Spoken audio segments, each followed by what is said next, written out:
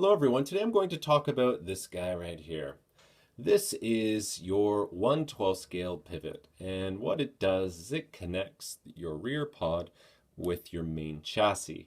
Now, it connects the two sections through this pivot point right here. And this pivot point obviously pivots on a ball, which is this guy right here. Now, you want to make sure that that pivot ball is operating smoothly. And if there's any binding whatsoever, it can affect the overall handling of your 1/12 scale vehicle. So you really want to make sure that you build it correctly. All right, so you want to make sure that it's not binding, there's no upward or downward movement in the ball itself. So that's something you want to keep an eye out for. Now, when you install the pivot block assembly to your car, once you have it all assembled, just don't bolt it down and say, well, that's it, I'm finished. You need to actually align the pivot block assembly together with the side links and the chassis and the rear pod. There's a little bit more to it than just bolting it down. And I'll show you very quickly how to do it. So I'm just going to take this guy out here.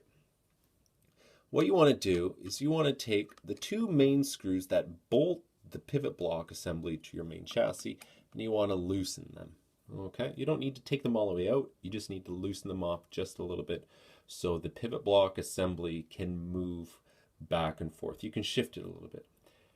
Next, what you want to do is just kind of like, move the chassis around a bit, just loosen anything that might cause the block itself to stick to the main chassis. Okay, so that's finished. You got that all done. Now the next part is you want to take with your one hand. Now this is the way I do it, and I think a lot of guys do it as well. You hold your rear pod assembly like so. What you could do is just kind of like twist the chassis, give it a little yank like so.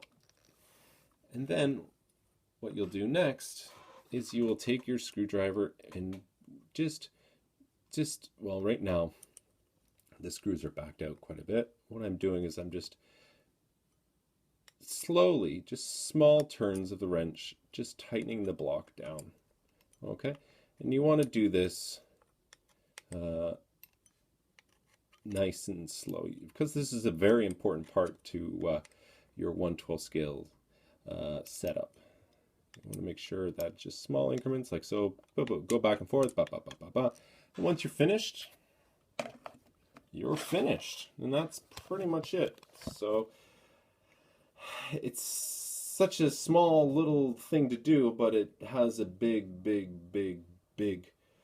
impact on the car's overall handling. If it's done incorrectly, you'll definitely notice it. And that's pretty much it. Now, say that you've built your kit and you've done that, that's great. But what happens if you have a hard crash? If you hit a wall, if you do a few barrel rolls down the straightaway.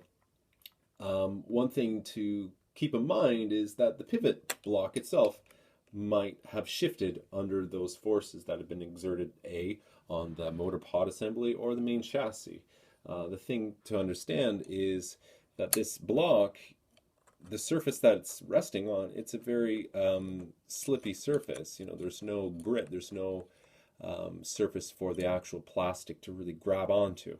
So what you want to make sure is you want to make sure that the alignment hasn't been shifted during those impacts. And what I generally do is if I do have a hard impact, I just simply loosen the two screws as I showed before and just went through that whole technique of adjusting the screws by small increments.